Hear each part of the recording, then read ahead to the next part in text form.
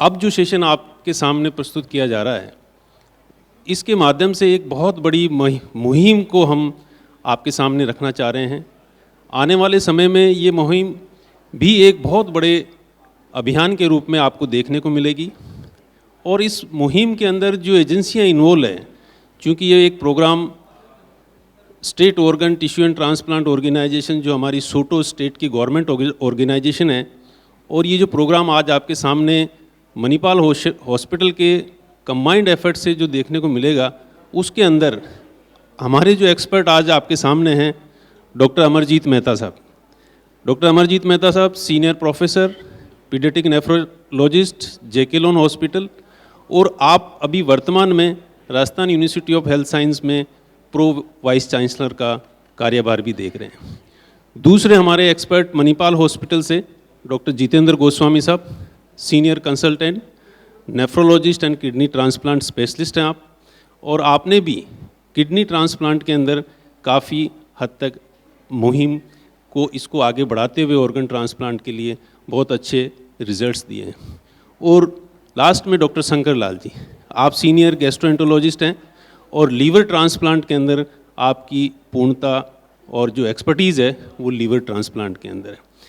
Programme की basic भावना को हम आप तक कैसे पहुंचाएं, वो एक प्रेजेंटेशन के माध्यम से state organ tissue and transplant organisation जो राजस्थान गवर्नमेंट की एजेंसी है, ऑर्गन ट्रांसप्लांट के अंदर क्या क्या बेसिक स्टेप्स होती हैं, क्या क्या चीज़ें हम अभी तक जान पाएँ और क्या क्या अभी बहुत कुछ जानना बाकी है, उसको आप तक पहुंचाने के लिए मैं डॉक्टर अमरजीत मेहता साहब से रिक्वेस्ट करूंगा कि वो एक प्रेजेंटेशन के माध्यम से इस ऑर्गेनाइजेशन की जो मूल भावना है, इस ऑर्गेनाइजेशन के मेन उद्देश्य क्या हैं, कैसे हमें ऑर्गन ट्रांसप्लांट की अवेयरनेस को जनता के अंदर क्रिएट करनी है, कैसे ऐसे परिवारों को मोटिवेट करना है कि आज हमारे यहाँ पर किडनी के करीब 1.5 से 2 लाख पेशेंट्स हैं जिनको कि किडनी की रिक्वायरमेंट है, लेकिन हमारा एफर्ट केवल 6000 किडनी पर ईयर हम डोनेट कर पाते हैं या ट्रांसप्लांट कर पाते हैं।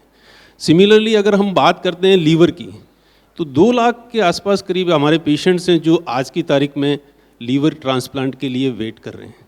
और अगर हम डेटा की बात करते हैं तो वो डेटा बिल्कुल नाम मात्र, साल भर में हम 2 लाख के कंपैरिजन में 1500 लीवर ट्रांसप्लांट कर पाते हैं। तो आप देखेंगे कि डिमांड और सप्लाई में कितना बड़ा डिफरेंस है।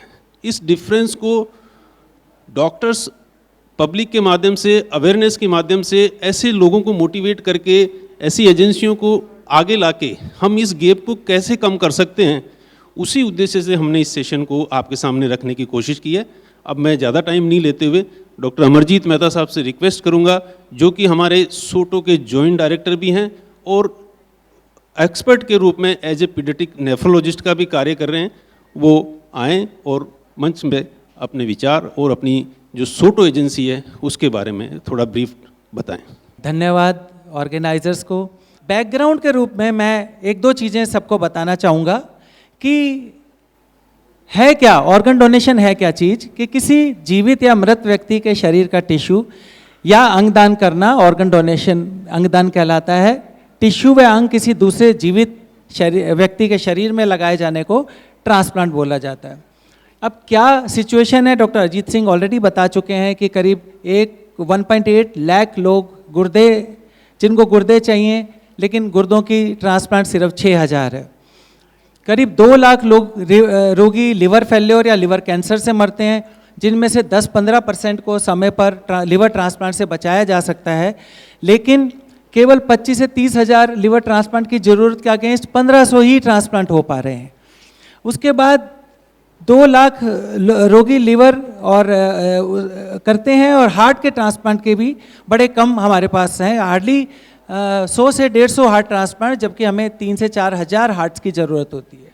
सबसे पहले हम दुनिया के बाकी के देशों को देखें तो स्पेन 48 पर मिलियन, यूएसए 32.8 पर मिलियन, और हम 0.65 पर मिलियन।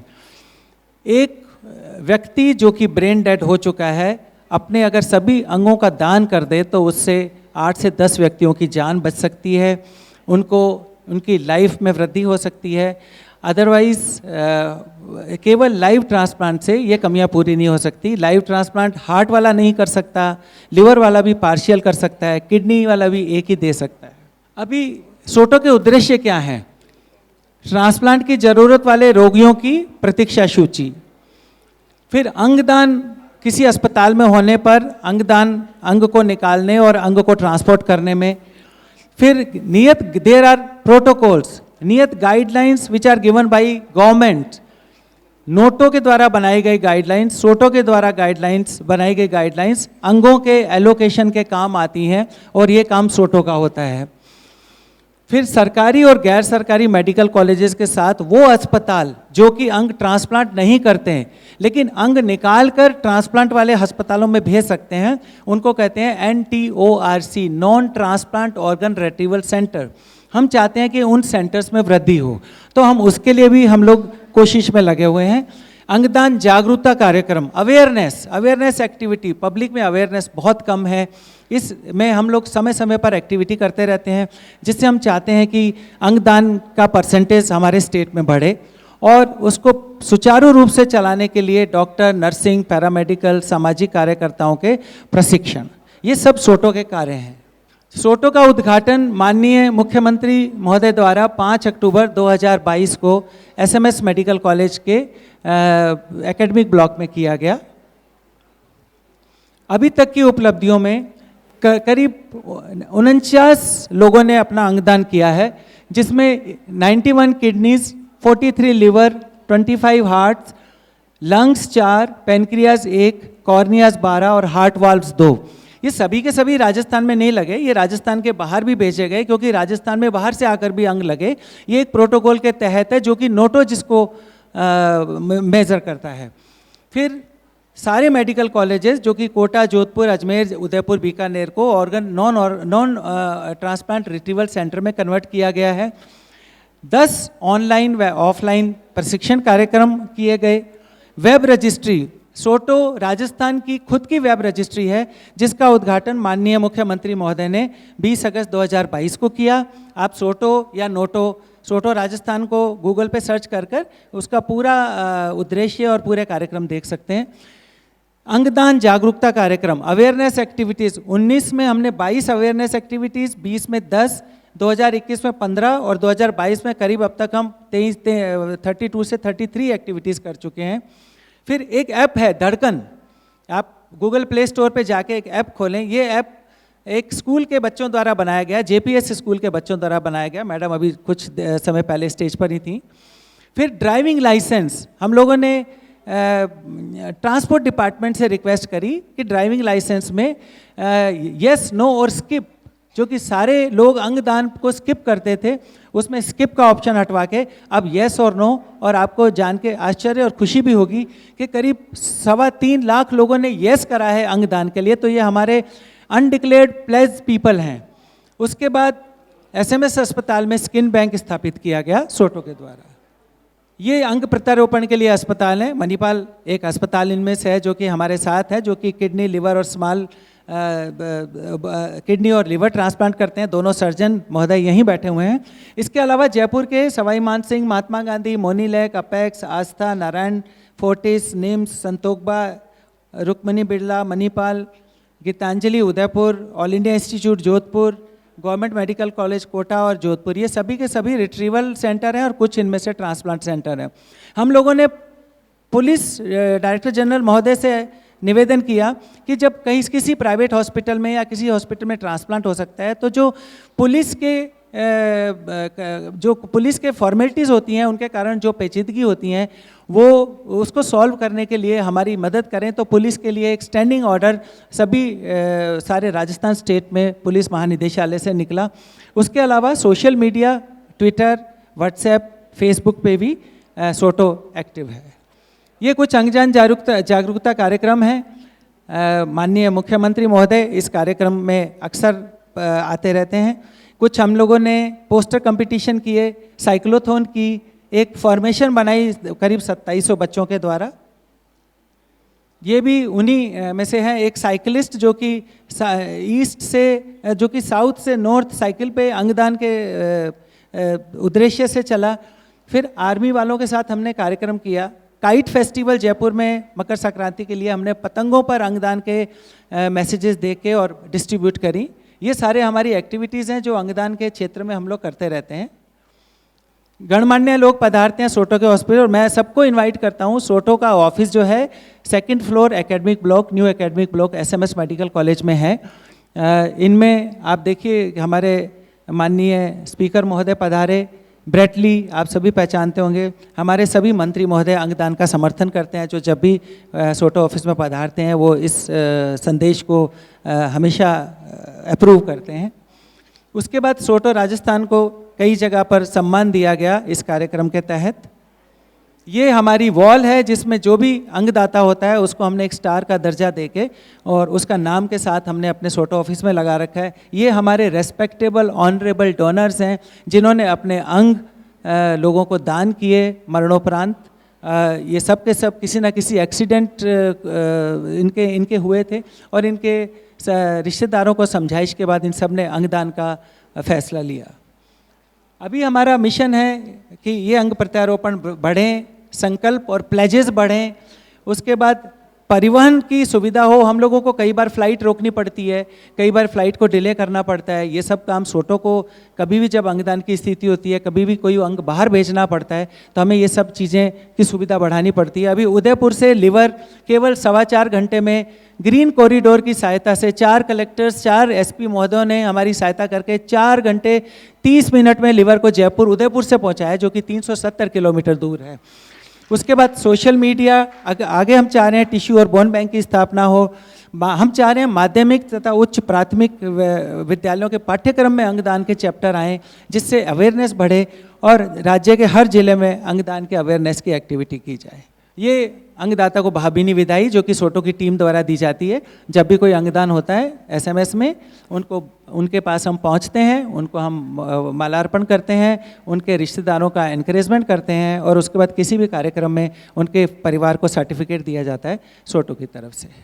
तो आप सबको धन्यवाद अपना वक्त देने के लिए। ये सभी कुछ सोटो के लिए है। आप कभी भी सोटो ऑफिस आके ये सारी एक्टिविटीज़ के बारे में देख सकते हैं, समझ सकते हैं। आप सबको बहुत बहुत धन्यवाद। मैं पुनः अजीत सिंह जी को कुछ ऐसे मिथ्स और कुछ ऐसे ज्ञान जो अपने को होने चाहिए अंगदान के बारे में, उस पर एक छोटा सा पैनल डिस्कशन के लिए डॉक्टर अजीत सिंह को आमंत्रित करता हूँ। धन्यवाद। जैसा कि आपने देखा कि सर ने ब्रीफ एक्टिविटी जो हमारी स्टेट गवर्नमेंट लेवल पर ऑर्गन ट्रांसप्लांट को मोटिवेट और प्रमोट करने के लिए जो की जा रही है, वो गवर्नमेंट की जो एजेंसी है state organ tissue and transplant organisation, जिसको कि हम शॉर्ट में शोटो बोलते हैं, उस ऑर्गेनाइजेशन के माध्यम से, और इस ऑर्गेनाइजेशन के अंदर करीब जो राजस्थान के 16 हॉस्पिटल्स की जो लिस्ट आपने देखी, वो सारे के सारे उसके अंदर रजिस्टर्ड हैं, और ये सारी एक्टिविटी एक कंप्यूटराइज माध्यम से मॉनिटर होती है। कहीं कोई इसमें लेक्यूना होने की पॉसिबिलिटी बहुत कम रहती है। आज हम देख रहे हैं कि आज मणिपाल टीम हमारे साथ बिल्कुल जुड़ी हुई है, जो कि ऑर्गन ट्रांसप्लांट को लेके काफ़ी पब्लिक के अंदर अवेयरनेस, चाहे वो सेमिनार की बात हो, चाहे वो किसी साइक्लोथॉन की बात हो, हमेशा हमारे साथ जुड़ी रहती है। ऑर्गन ट्रांसप्लांट और ऑर्गन जो डोनेशन है उसको आगे से आगे बढ़ाने के लिए हमने कई बार ऐसी फैमिलियों को कांटेक्ट किया, ऐसे लोगों को संपर्क में लिया जो इस चीज़ से काफ़ी हद तक अनअवेयर थे, और उनके अवेयरनेस का लेवल जब हम चेक करते हैं तो हमें लगता है कि हम अभी जिस ढंग से हमारी कंट्री के डेटा हैं, आपने देखा होगा कि स्पेन जैसी कंट्री जो है वो करीब 48 मिलियंस करीब डोनेशन पर ईयर कर रही है। सिमिलरली हमारा इंडिया का जो डेटा 0.65 बहुत कम रेशियो है। तो हमें सबको एज ए टीम वर्क काम करना है, और इसी टीम वर्क को हम तभी वाइबल कर पाएंगे जब हम पब्लिक के अंदर ऑर्गन डोनेशन का एक अवेयरनेस क्रिएट कर पाएंगे। आमतौर पर हमें देखते हैं, क्योंकि मैं भी एक SMS स्क्रीनिंग कमेटी का मेंबर हूँ, ऐसी फैमिलियाँ हमें आके अपने परिवार की स्थिति के बारे में, घर में अधिकतर जो डोनेशन या फैमिली मेम्बर्स को जो डोनेट कर रही हैं उसका अगर रेशियो हम बात करें, जब हम इनका स्क्रीन करते हैं तो सबसे पहले डोनर की मदर, सेकंड नंबर आता है उसकी वाइफ, और तीसरा नंबर आता है उसके फादर का। किसी की एज 75 है, किसी की 80 है। अब 80 ईयर में भी मदर देख रही है कि कैसे न कैसे मैं अपने बेटे को नया जीवन दे दूं। तो वो देखती है कि मेरी किडनी शायद इसकी लाइफ को और 15-20 साल और आगे बढ़ा दे। ऐसे ऐसी फैमिलियाँ भी हैं जिनके पास फैमिली मेंबर के रूप में कोई मेंबर नहीं है, तो वो फिर गवर्नमेंट की तरफ देखते हैं, कहीं ऐसी एजेंसी को ढूंढने की कोशिश करते हैं जिसके माध्यम से वो कोई किडनी ट्रांसप्लांट करा सके, कोई लीवर ट्रांसप्लांट करा सके। तो आइडियली ये चीज़ है क्या? तो मैं एक बार फिर सर से बात करना चाहूँगा कि ऑर्गन ट्रांसप्लांट और ऑर्गन डोनेशन जो वर्ड निकल के आया है उसका मतलब लेमेन के लिए क्या है? सर अमरजीत। मैं ऑलरेडी पहले भी बात कर चुका हूँ। अंग दान मतलब अंग का दान। अंग दान जीवित व्यक्ति भी कर सकता है और एक ब्रेन डेड व्यक्ति भी कर सकता है।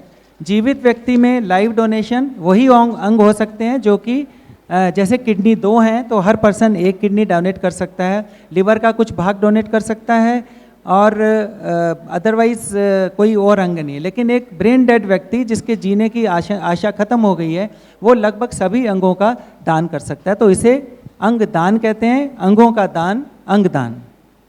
बिल्कुल सही कहा कि जहां हम ऐसे ऑर्गन्स को ट्रांसप्लांट कर सकते हैं जो कि डेफिनेशन में भी सर ने बताया है, वो चीज़ पब्लिक के अंदर एक मैसेज के रूप में हमें कन्वे करनी होती है और एज ए मेडिकल पर्सन और एज ए एजुकेटेड पर्सन ये हमारी लाइबिलिटी, हमारी रेस्पॉन्सिबिलिटी है कि हम ऑर्गन डोनेशन का मतलब लेमैन के रूप में आम जनता तक पहुंचाएं। अब हमारे साथ डॉक्टर गोस्वामी जी हैं, उनसे मैं रिक्वेस्ट करना चाहूँगा कि अंगदान जो चीज़ निकल के आ रही है उसमें हम ऐसे कितने ऑर्गन्स होंगे हमारे शरीर के अंदर जिनको हम दान कर सकते हैं या हम किसी बॉडी के अंदर प्रत्यारोपित कर सकते हैं या ट्रांसप्लांट कर सकते हैं?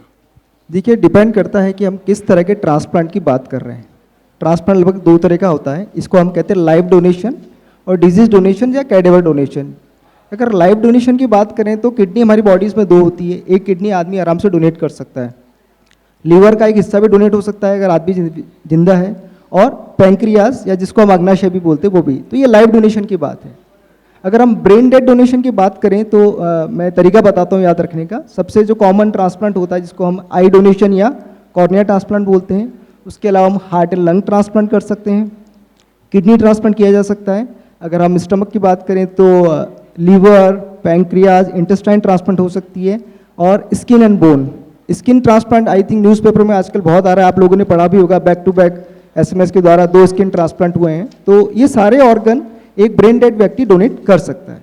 डेफिनेटली, जैसा कि सर डॉक्टर जितेंद्र गोस्वामी जी ने बताया है कि हम पर्टिकुलरली जो kidney, liver, pancreas, heart, lungs, ये ऐसे ऑर्गन्स हैं जो कि हम किसी भी डिजीज़ पर्सन्स के अंदर ट्रांसप्लांट कर सकते हैं, और इन सब ट्रांसप्लांट के लिए नीड होती है एक डोनर की। डोनर जैसा सर ने बताया कि लिविंग डोनर भी होता है और एक ब्रेन डेड जो डोनर है वो भी होता है। आइडियली कई बार जैसी ऐसी फैमिलियाँ हैं जिनके अंदर लिविंग डोनर की पॉसिबिलिटी या उनके घर के अंदर कोई किडनी देने वाला, लीवर देने वाला नहीं होता है, तो डेफिनेटली वो हमारी जो एक एजेंसी है जो state organ tissue and transplant है, या प्राइवेट हॉस्पिटल्स जैसे मणिपाल है, महात्मा गांधी है, अदर हॉस्पिटल्स जो रजिस्टर्ड हैं, उनके अंदर भी रजिस्ट्रेशंस चाहे किडनी का हो चाहे लीवर का हो, वो चीज़ हम एक वेब के माध्यम से करते हैं, और उस रजिस्ट्रेशन के अंदर पूरी की पूरी वेटिंग लिस्ट को मॉनिटर किया जाता है।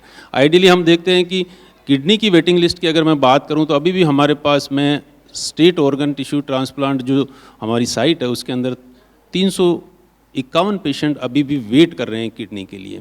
ये किडनी पेशेंट वो पेशेंट है जिनके अंदर कोई भी फैमिली मेम्बर नहीं है जो उन पेशेंट्स को किडनी दे सके। तो आइडियली जो ब्रेन डेड पेशेंट्स होते हैं, हम ऐसे पेशेंट्स को मोटिवेट करते हैं, उनके फैमिली मेम्बर्स को मोटिवेट करते हैं कि आइडियली आप देखिए कि हमारे पास अभी भी इतने पेशेंट्स वेटिंग में हैं। अगर हमारा पेशेंट किसी भी तरह से, अगर आप इसको ब्रॉड सोच के साथ देखते हैं, पुण्य के माध्यम से देखते हैं, पुण्य के काम के बारे में सोचते हैं, तो ये जो आपका ब्रेन डेड पेशेंट है, इससे हम इनकी लाइफ को सेव कर सकते हैं। अब मैं चलता हूँ डॉक्टर शंकर के पास। What is the living donor organ donation? जैसा कि 2 चीज़ हमने बताई है, उसी पर प्रकाश डालते हैं। लिविंग ऑर्गन डोनेशन क्या है? जैसा कि अभी डिस्कस हुआ, कोई भी जीवित व्यक्ति या तो कोई अंग या उसका कोई पार्ट किसी दूसरे व्यक्ति को जिसको वो अंग काम नहीं कर रहा है डोनेट करता है, उसको हम लिविंग डोनर ट्रांसप्लांट बोलते हैं। अभी मैं रेशियो की बात करूँ तो इंडिया में लिविंग डोनर ट्रांसप्लांटेशन इज ज़्यादा कॉमन है as compare to cadaveric transplantation. Liver की बात करूँ तो टोटल ट्रांसप्लांट में 80% ट्रांसप्लांट लिविंग डोनर ट्रांसप्लांट है और 20% कैडेवरिक ट्रांसप्लांट है। तो ये basically cadaveric transplant awareness, organ awareness की काफ़ी अभी ज़रूरत है। जैसा मैंने पहले भी कहा कि लिविंग और ब्रेन डेड, डेफिनेटली कई फैमिलीज़ के अंदर हमें लिविंग डोनर अवेलेबल नहीं होता, तो हमें ब्रेन डेड के लिए वेट करना होता है। और उस समय ऐसे ऐसे किडनी पेशेंट्स भी देखे हमने जिसका क्रिएटिनिन लेवल 12 चल रहा है, जिसका क्रिएटिनिन लेवल 10 चल रहा है, जिसको डायलिसिस की महीने में 8 बार नीड आ रही है। अब ऐसे पेशेंट्स का सर्वाइवल आप सोच सकते हैं कि उसकी लाइफ क्या होगी। तो जो हमारी अवेयरनेस है, जो ऑर्गन डोनेशन को लेके जो हमारी एक तरह से मुहिम है, उसको हम और फास्ट करते हैं तो हमें ये चीज़ें और इजीली मोटिवेट करके फैमिलीज़ मिलती हैं। अब मैं बात करता हूँ कि ऐसे ऐसे कौन से अंग हैं, किस किस उम्र तक हम उनको दान कर सकते हैं या डोनेट कर सकते हैं। रिक्वेस्ट करूंगा डॉक्टर अमरजीत मेहता साहब से कि आप बताएं कि कौन से ऑर्गन को हम किस एज लिमिट तक हम डोनेट कर सकते हैं। कोई विशेष सीमा नहीं है उम्र की। अगर कोई भी व्यक्ति स्वस्थ है, अभी आपने देखा होगा एम्स में एक 5 साल के बच्चे ने डोनेशन दिए, अंगदान दिए। तो हम तो यही मानते हैं कि एक 2 से 3 साल तक का बच्चे से लेकर और 70-75 साल तक के व्यक्ति, अगर उनके सभी अंग स्वस्थ हैं, वो अपने अंगों का दान कर सकते हैं। त्वचा और कॉर्निया अगर अच्छी हैं, स्वस्थ हैं, तो इवन 100 साल का व्यक्ति भी तो अभी आपने रिसेंटली सुना होगा स्किन डोनेशन हुए, कॉर्निया डोनेशन काफ़ी ज़्यादा होते रहते हैं। तो अक्सर ये उम्र है। बच्चों को भी अंगों की ज़रूरत होती है। बच्चों का हार्ट बच्चों को लगता है, बच्चों की किडनीज एंड ब्लॉक बच्चों को लगती है। हमारे पास ऐसे बच्चे हैं जिनको इस तरीके के अंगों की ज़रूरत है। तो जो बचपन से ही अगर उन अंगों की रिक्वायरमेंट में जा रहे हैं तो बच्चे भी डोनेट कर सकते हैं अगर वो ब्रेन डेड की स्थिति में पहुंच जाएं। अभी जो सर आपने एक एग्जांपल और दिया था कि जेके लोन में भी एक बच्चा था, किस उम्र तक के बच्चे ने अभी रिसेंटली सर ऑर्गन डोनेट किए थे, वो एक एज थी? अभी एक बच्चे का जो लास्ट ट्रांसप्लांट हुआ है वो 12 साल का था, जिसकी माँ ने डोनेट किया। अभी एक और बच्चे को हमने कैडेवरिक रजिस्ट्रेशन कराया है, क्योंकि ना माता का ब्लड ग्रुप, पिताजी का ब्लड ग्रुप, और पिताजी बीमार हैं तो उनका नहीं मिल पा रहा था। उसको हमने कैडेवरिक ऑर्गन डोनेशन में रजिस्टर करवाया है, ताकि जब भी कोई किडनी अवेलेबल होती है तो उस बच्चे को मिल सके। तो ये सोच सकते हैं कि एक 12 साल के बच्चा जो है वो ऑर्गन डोनेट कर सकता है, तो डेफिनेटली उस फैमिली का एक एजुकेशन लेवल कह लीजिए या उस फैमिली का ऑर्गन डोनेशन के प्रति एक अवेयरनेस ले लीजिए, वो काफ़ी ज़्यादा सेंसिटिव फैमिली है और काफ़ी ज़्यादा अवेयर फैमिली है। यहाँ तक भी हमें कई बार स्क्रीनिंग में ये देखने को मिलता है कि रूरल बैकग्राउंड के फैमिली को मोटिवेट करना थोड़ा सा डिफ़िकल्ट है। कुछ ऐसे मिथ्स हैं, उनके फैमिली मेम्बर्स के ये वर्डिंग हमें सुनने को मिलती है कि साहब आज आपने इनकी एक किडनी निकाल ली तो हो सकता है कि हमारी आने वाली पीढ़ियों में सारे के सारे जितने भी फैमिली मेम्बर्स की बर्थ हो वो शायद उस किडनी नहीं हो। तो ये सारी की सारी मिथ हैं, हमें इन चीज़ों को पब्लिक से हटाना है। ऐसा कोई भी साइंटिफिक फैक्ट नहीं है जिसके बेस पर हम ये कह दें कि आज कोई किडनी डोनेट करता है तो उसके आने वाली पीढ़ियों में वो किडनी नहीं मिलेगी, ऐसा बिल्कुल नहीं है। अब मैं बात करता हूँ, आपने सुना होगा कि देहदान और अंगदान, ये दो चीज़ें हैं जो आमतौर पर प्रिंट मीडिया, इलेक्ट्रॉनिक मीडिया और पब्लिक अवेयरनेस के हिसाब से हम बात करते हैं।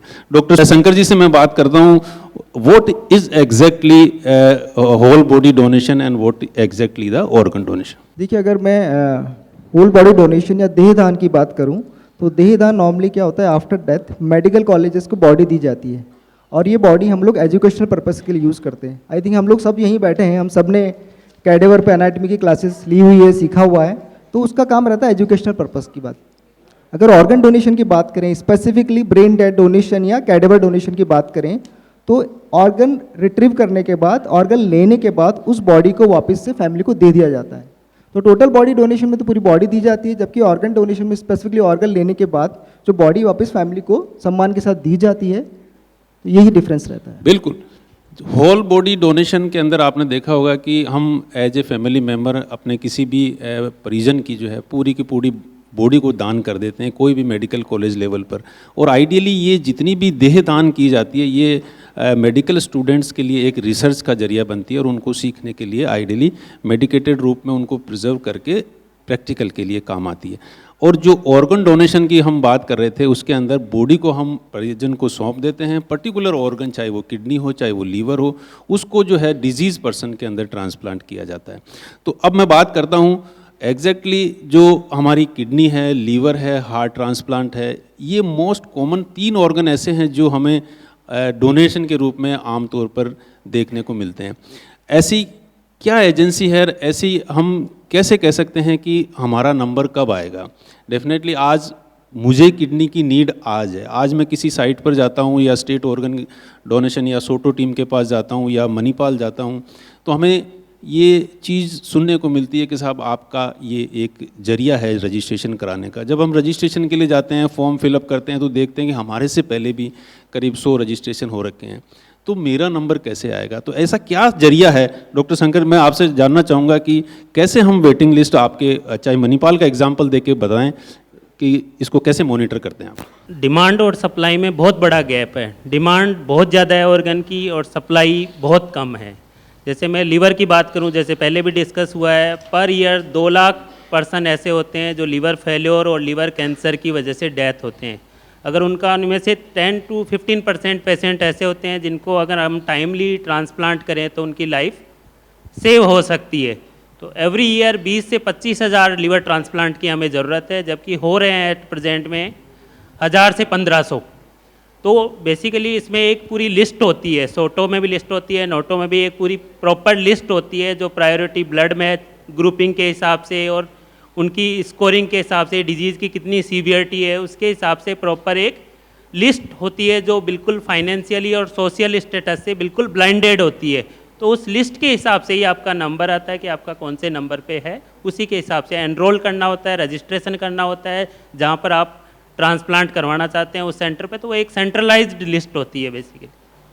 सारी की सारी चीज़ें कंप्यूटराइज है। आप जिस समय अपना रजिस्ट्रेशन कराएंगे उस समय आप उस लिस्ट के अंदर लिस्टेड हो जाएंगे। आप देखेंगे स्लाइड के अंदर किडनी की वेटिंग लिस्ट हमारी 353 की चल रही है, हमारे हार्ट की लिस्ट 33 पेशेंट्स अभी भी वेट कर रहे हैं, उनको कोई चाहे लिविंग मिल जाए चाहे ब्रेन डेड हार्ट मिल जाए वो वेट कर रहे हैं। सिमिलरली आप जहाँ बात करते हैं लीवर की, तो 68 पेशेंट्स अभी भी रजिस्टर्ड हमारे पास जिनको की लीवर की आवश्यकता है।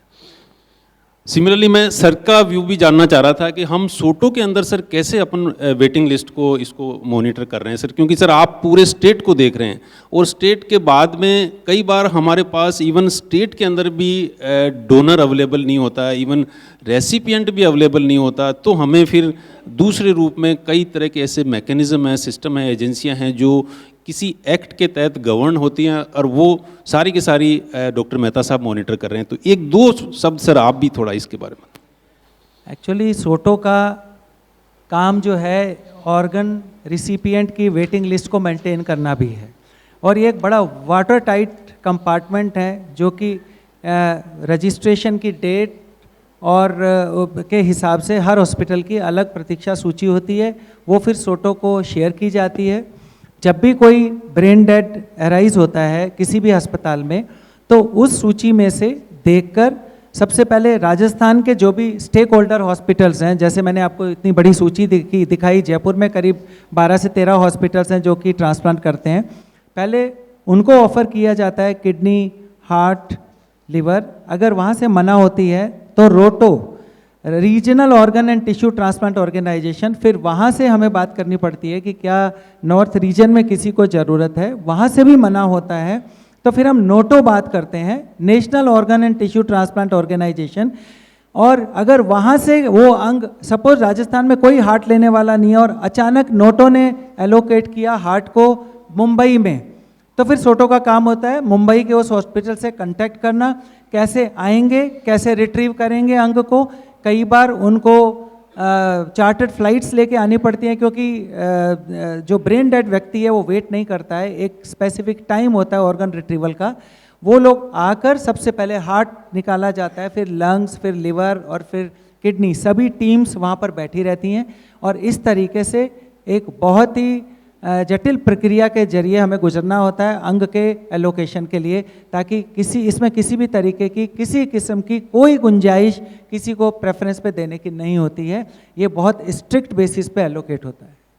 बिल्कुल, जो मैकेनिज़्म है वो बिल्कुल कंप्यूटराइज है, कहीं कोई उसमें मिस्टेक होने की पॉसिबिलिटी नहीं है। आज हम रजिस्ट्रेशन कराते हैं, हमारे पास इवन डायरेक्टली इनडायरेक्टली प्रेशर आता है कि साहब मेरा नंबर कैसे आएगा, ऐसा बिल्कुल पॉसिबल नहीं है, इसके बारे में सोचना भी नहीं चाहिए। दो तरह के डोनर की बात हम शुरू से करते हैं, एक लिविंग डोनर, एक brain death. What exactly meaning of brain death patient कौन से होते हैं, मैं डॉक्टर जितेंद्र गोस्वामी जी से जानना चाहूँगा कि आप थोड़ा सा लेमैन के लैंग्वेज को हम कैसे कम्युनिकेट करें, कैसे उसको एक्सप्लेन करें कि एग्जैक्ट ब्रेन डेथ, क्योंकि हम उसमें से ऑर्गन डिजीज़ पर्सन में लगा रहे हैं, उसको मेंटली हम ये सेटिस्फाइड नहीं कर पा रहे हैं कि वो तो ब्रेन डेड है, फिर इसका ऑर्गन इसके कैसे काम आएगा। सबसे पहले मैं ऑडियंस में से जानना चाहूँगा, आप में से किसी को पता है ब्रेन डेथ होता क्या है? कोई भी? 1 2 3 4। तो आप देख सकते हैं कितने कम हाथ खड़े हुए हैं। इसका मतलब जो ब्रेन डेथ का कॉन्सेप्ट है वो लोगों को पता ही नहीं है। तो सबसे पहले मैं डेथ की बात करता हूँ। डेथ क्या होता है? As per Indian law death का मतलब है आपका हार्ट अगर काम करना बंद कर दे तो उसे हम सिंपल डेथ या डेथ बोलते हैं, वो सबको पता है। पर ब्रेन डेथ में क्या होता है, आपका हार्ट काम कर रहा है पर ब्रेन का एक हिस्सा जिसको हम ब्रेन स्टेम बोलते हैं, ये बहुत इंपॉर्टेंट हिस्सा होता है ब्रेन का। ये आपके रेस्पिरेटरी मतलब सांस लेने के सेंटर, खाने के सेंटर, आपके हार्ट सेंटर, सबको ये हिस्सा कंट्रोल करता है। अगर इस हिस्से की मृत्यु हो जाती है, इस मृत्यु को डॉक्टर ही पहचान सकता है और कोई नहीं पहचान सकता। अगर इसकी मृत्यु हो जाती है तो उसके बाद व्यक्ति कभी जीवित नहीं हो सकता। तो brain death that normal death से डिफरेंस है। आपका हार्ट काम कर रहा है पर आपका ब्रेन अब डेथ हो चुका है, और यही टाइम है जब हम फैमिली से ऑर्गन डोनेशन की बात करते हैं।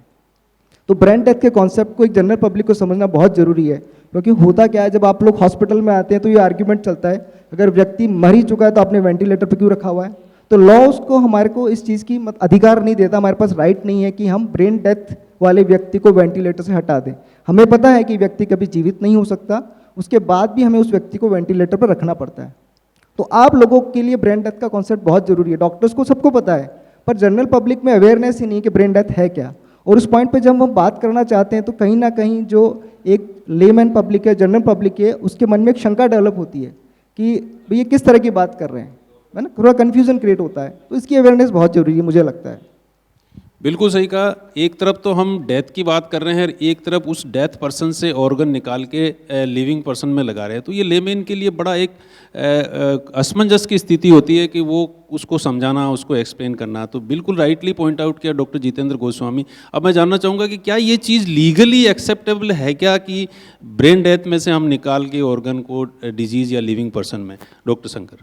1994 में सबसे पहले इसको लीगली एक्सेप्ट किया था कि ब्रेन डेड लीगली एक्सेप्टेड है, उसके बाद में कोई दिक्कत नहीं है, उसमें आराम से ऑर्गन रिट्रीव कर सकते हो। तो 1994 में सबसे पहले इसको लीगली एक्सेप्ट किया था। बिल्कुल, ये जो ब्रेन डेथ जो वर्ड है जिसको कि हम समझाने के लिए, ले पर्सन्स को एक्सप्लेन करने के लिए डेथ वर्ड यूज़ करते हैं, तो उसके दिमाग में कानूनी डेफिनेटली कोई ना कोई क्वेश्चंस, कोई क्योरी रहती है। तो ये बिल्कुल लीगली एक्सेप्टेड है और इसको एक्सेप्ट डिक्लेयर करने के लिए एक पूरा सिस्टम होता है। डॉक्टर मेहता साहब से मैं जानना चाहूँगा कि आइडियली कौन से पर्सन्स होते हैं जो कि किसी भी डेड बॉडी या डेथ पर्सन्स को ब्रेन स्टेम डेथ डिक्लेयर करने के लिए एंटाइटल्ड होते हैं? हॉस्पिटल्स के अंदर मल्टीपल स्टाफ्स होता है, नर्सिंग स्टाफ भी होता है, एनेस्थेटिस्ट भी होता है, हमारे पूरी मेडिसिन की टीम होती है, न्यूरो सर्जन्स होते हैं, ट्रोमा की टीम होती है, लेकिन इसमें भी पर्टिकुलर स्पेशलिस्ट होते हैं जो ब्रेन डेथ को सर्टिफाइड करते हैं। डॉक्टर मेहता साहब। थोआ एक्ट हमारे देश में लागू है, जिसे कहते हैं transplant of human organ act 1994, और उसके बाद इसका संशोधन 2014 में हुआ है। ये एक एक्ट जो कि स्पेशली ऑर्गन डोनेशन के लिए बनाया गया था, उसके अकॉर्डिंगली स्पेशलिस्ट डॉक्टर्स मिलके ब्रेन डेथ को प्रमाणित करते हैं। हर हॉस्पिटल में एक ब्रेन डेथ डिक्लेरेशन कमेटी होती है जिसमें उस अस्पताल के अधीक्षक, उसके बाद उपयुक्त एप्रोप्रिएट अथॉरिटी द्वारा नामांकित डॉक्टरों के पैनल से एक डॉक्टर, फिर न्यूरोलॉजिस्ट, न्यूरोसर्जन, इंटेंसिविस्ट भी जो कि अप्रोप्रिएट अथॉरिटी द्वारा नियुक्त किया गया है, और रोगी का इलाज करने वाला डॉक्टर सबसे रोगी के संबंधियों के नज़दीक होता है। रोगी का इलाज करने वाला डॉक्टर वही उन्हें सबसे अच्छा समझा सकता है। 4 डॉक्टरों का पैनल जो है ये ब्रेन डेथ को प्रमाणित करने के लिए हर अस्पताल में ज़रूरी होता है। बिल्कुल सर, पर्टिकुलर टीम है जो इसको सर्टिफाइड करती है, और सिमिलरली ब्रेन डेथ के लिए फैमिली मेंबर्स की कंसेंट भी उतनी इंपॉर्टेंट होती है जितना कि हमारी डॉक्टर्स की एक्सपर्ट की टीम है। तो आइडियली हम फैमिली के किस मेंबर्स को ज़्यादातर रेस्पॉन्सिबल समझेंगे कंसेंट या इसको ऑर्गन निकालने के लिए परमिशन देने के लिए? क्या उसका फादर सफिशेंट है, क्या उसकी मदर सफिशेंट है, क्या उसकी वाइफ सफिशेंट है? डॉक्टर जितेंद्र जी से जानना चाहूँगा कि कंसेंट के लिए हम किस फैमिली मेंबर्स को कंसंट्रेट करें, या लीगली वो हमारे लिए सूटेबल पर्सन कौन सा रह सकता है? आई थिंक जो सबसे स्ट्रॉन्गेस्ट लीगल गार्जियन होता है हमारे को उसी को अप्रोच करना पड़ता है।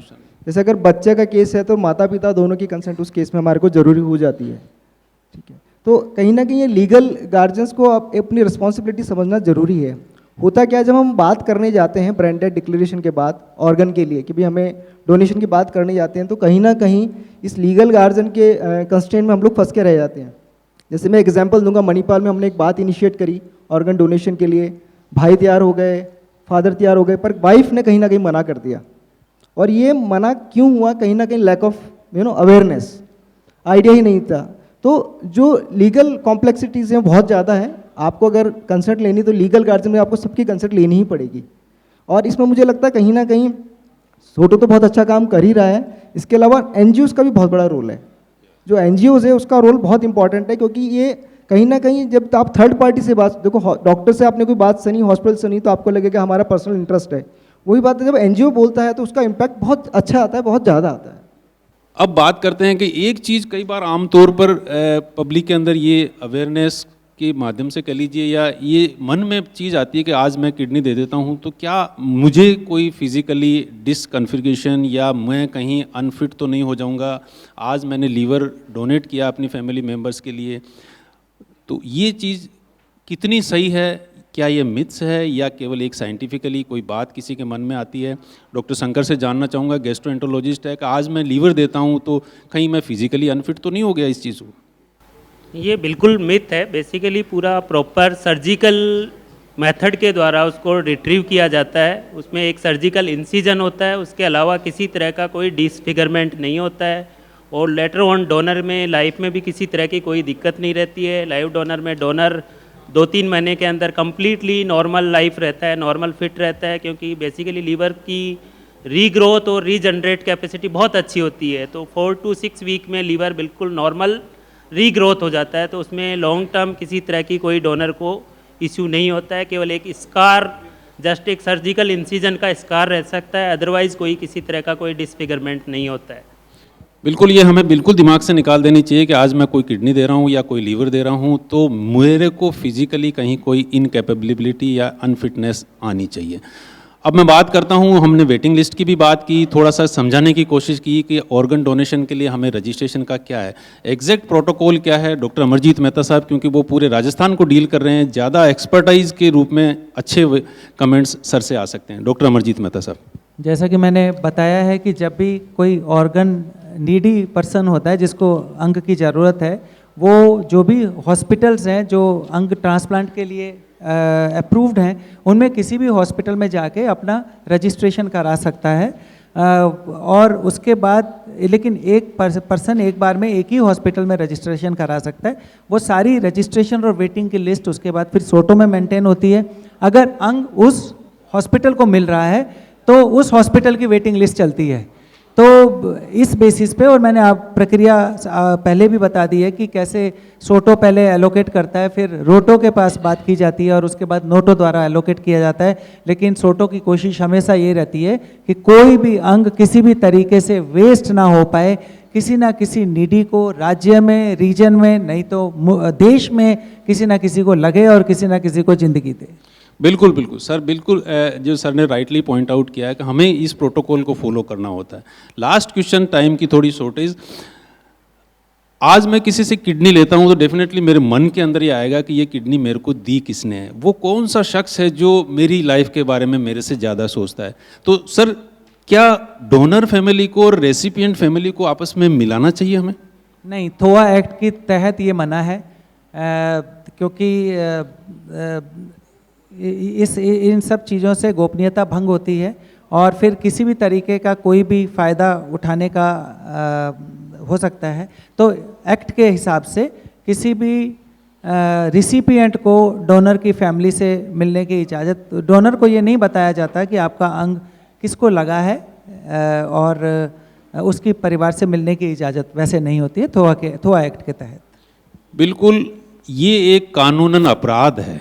आज मैं किसी डोनर फैमिली को किसी रेसिपिएंट फैमिली से मिलाता हूँ तो डेफिनेटली ये मान के चलिए कि डोनर फैमिली के मन में कोई ऐसे विचार आ सकते हैं, रेसिपिएंट फैमिली के मन में कोई पुण्य को लेकर उनके दिमाग में कुछ ऐसा इश्यू हो सकता है और यहाँ से वो अपराध को जन्म मिलता है। तो आइडियली इस एक्ट के अंदर स्ट्रिक्टली मना किया गया है कि रेसिपिएंट और डोनर फैमिलीज़ को हमें नहीं मिलाना है। एक बार पुनः आपके पेशेंस हियरिंग के लिए 5 मिनट हम आपको ऑडियंस को आपके मन के अंदर ऑर्गन ट्रांसप्लांट को लेके क्या जिज्ञासा है, क्या कोई ऐसी बात है, मैं सर के पास चलूँगा। सबसे पहले तो जो बात सबसे खास उभरी है, there is a gap between demand and supply, okay, and I want to talk about that.